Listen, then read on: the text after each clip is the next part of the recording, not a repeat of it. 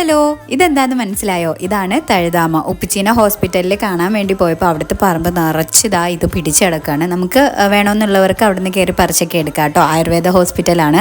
അപ്പോൾ ഉമ്മച്ചി പറഞ്ഞു ഇത് വെച്ച് നല്ലൊരു അടിപൊളി തോരൻ ഉണ്ടാക്കാമെന്ന്. അങ്ങനെ കുറേ പറിച്ചെടുത്തു കേട്ടോ.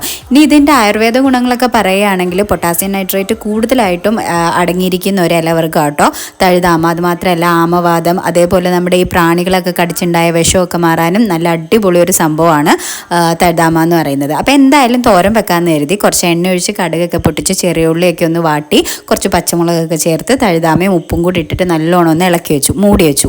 അത് കഴിഞ്ഞിട്ട് അതിനകത്തേക്ക് നമ്മുടെ തേങ്ങയും ചെറിയ ജീരകവും കൂടെ ഒന്ന് മിക്സ് ചെയ്ത് അതും കൂടെ ചേർത്ത് മൂടി വെച്ചിട്ട് നല്ലോണം ചിക്കി കൂട്ടി ഇങ്ങെടുത്തു. നമ്മുടെ സാധാ ചീരത്തോരൻ വെക്കുന്ന പോലെ. സംഭവം നല്ല അടിപൊളി ടേസ്റ്റാണ് കേട്ടോ. അത് മാത്രമല്ല നല്ല ഔഷധ ഗുണങ്ങളുള്ള ഒരു സസ്യവും കൂടിയാണ്. അപ്പോൾ എല്ലാവരും കിട്ടുകയാണെങ്കിൽ ഇതൊന്ന് ട്രൈ ചെയ്ത് നോക്കാൻ മറക്കണ്ട. അപ്പോൾ വീഡിയോ ഇഷ്ടമായാൽ സബ്സ്ക്രൈബ് ചെയ്യാൻ മറക്കല്ലേ. ബൈ.